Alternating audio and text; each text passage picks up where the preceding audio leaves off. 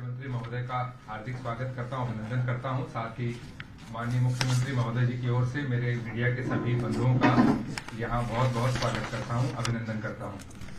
जैसा कि आपको विदित है, मुख्यमंत्री महोदय प्रेस वार्ता के माध्यम से, आपके माध्यम से जनता तक जो नए घोषणाएं हैं, लोक कल्याणकारी, उनके बारे में नई घोषणाएं करते हैं, नई प्रकल्पों पर चर्चा करते हैं और उनको लॉन्च भी करते हैं। तो इसी कड़ी में ये प्रेस वार्ता आज आयोजित की गई है। मैं अब माननीय मुख्यमंत्री जी से उनके संदेश के लिए अनुरोध करता हूं। एक घोषणा आपको पता है कि हमने विधुर पेंशन योजना और अविवाहित पेंशन योजना, ये दो योजनाएं घोषणा की थी।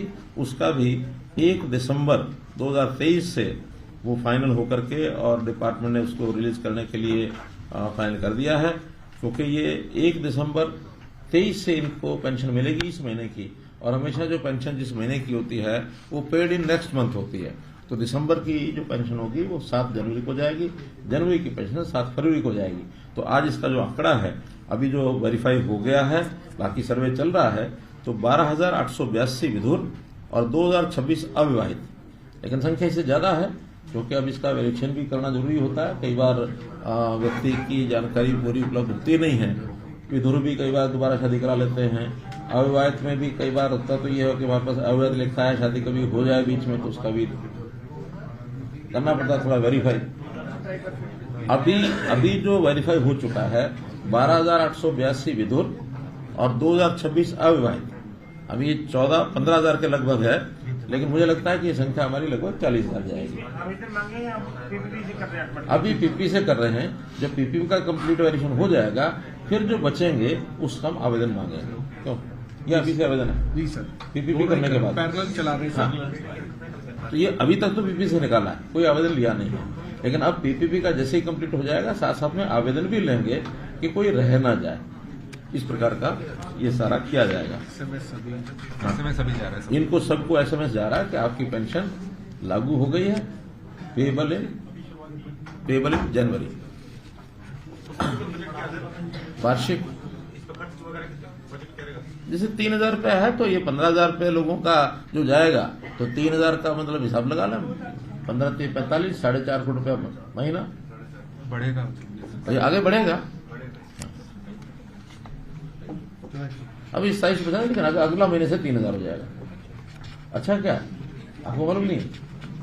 दिसंबर वो तो जनवरी वाली फरवरी में मिलेगी ना। हाँ, दिसंबर वाली तो अभी ये दिसंबर की 2,250, लेकिन जनवरी से जो आगे फरवरी मिलेगी वो 3,000। वो तो सभी का, जैसे ओल्ड एज, इसका एक पैमाना ये है कि ओल्ड एज पेंशन जितनी होगी उतनी ही पेंशन जितनी भी कैटेगरीज हैं, चाहे विधुर है, विधवा है, चाहे उसमें कैंसर की है या और भी कई तरह की पेंशन ये ऐसी हैं, सामाजिक सुरक्षा पेंशन के अंतर्गत ये सारा मिलेगा।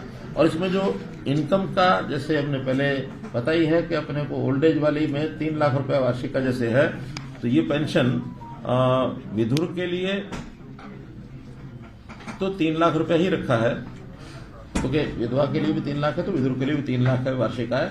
लेकिन अविवाहित की वो 180 ही रखी है कि 180 से कम है तो उनको ये मिलेगी। 60 वर्ष तक ये मिलेगी। 60 वर्ष के बाद ये सारी जितनी तरह की पेंशन होती हैं ये ऑटोमेटिकली फिर ओल्ड एज में कन्वर्ट हो जाती है।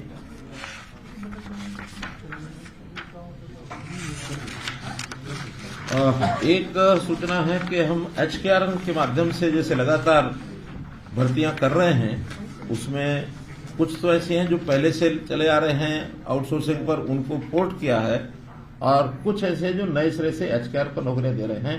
तो इसमें आज एक नई खेप 986 लोगों की है जिनको नौकरियां देंगे। तो उसके लिए भी ऑनलाइन हो रहा है, तो इसका यूजर नेम और पासवर्ड डालिए, फिर तो अपने आप हो जाएगा। ये पासवर्ड ना बता देना किसी को। कितनी लगेगी? ओटीपी आता है सर, जो ड्यूअल है, मल्टी फैक्टर ऑथराइजेशन, ओटीपी भी आता है sir, password plus OTP. OTP तो उसी के पास आएगा जो दबाएगा, वो चाहे देख भी ले, अगली बार अगला दूसरा ओटीपी नया आएगा।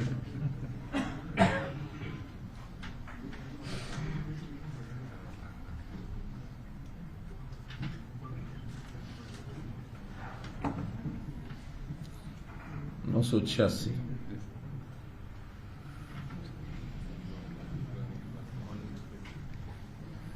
Send offer SMS।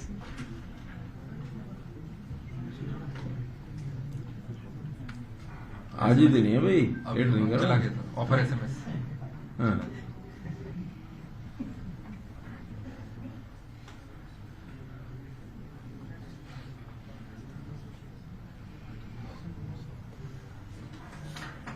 ये जो HKRM का है, इसके पैरामीटर बनाए हुए हमने 5-6 चीजें हैं, वो जल्दी हम पैरामीटर्स पब्लिक भी कर देंगे।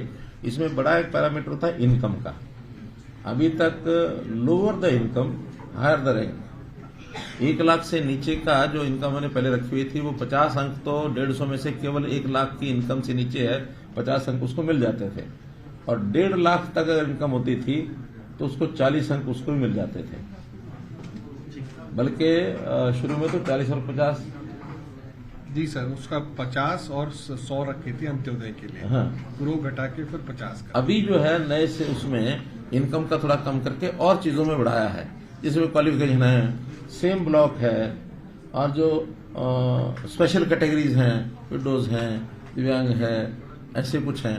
CET का भी उसमें अंक रखे हैं कि अगर CET पास है तो उनको अलग से अंक दिए जाते हैं।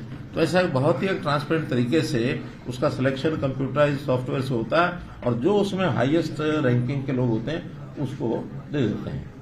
अब इसमें हमने ब्लॉक लेवल को थोड़ा सा और फोकस किया कि नौकरियां छोटी हैं क्लास 4-3 की, जिस ब्लॉक में आदमी रहता है उस ब्लॉक में उसको मार्क्स ज्यादा देंगे, एडजॉइनिंग ब्लॉक में कम देंगे, और एडजॉइनिंग से बाहर होगा तो वो अंक बिल्कुल नहीं मिलेंगे, ताकि व्यक्ति को दूर नौकरी ना मिले। वरना HKRM में भी ये जो शिकायत आती रहती है कि हमको तो उस समय तो सहमति दे देता है कि नौकरी मिल रही है, फिर वो किसी को 150 किलोमीटर, किसी को 200 किलोमीटर मिली, बाद में फिर वो ट्रांसफर की परेशानी होती है। ट्रांसफर इसमें होता नहीं है, क्योंकि ये एक साल का कॉन्ट्रैक्ट नौकरी है, या अगले साल फिर से उसकी बारी आ सकती है तो अपने स्थान पर कहीं नजदीक जा सकता है। इसलिए उसको हमने मार्क्स ज्यादा दिए हैं।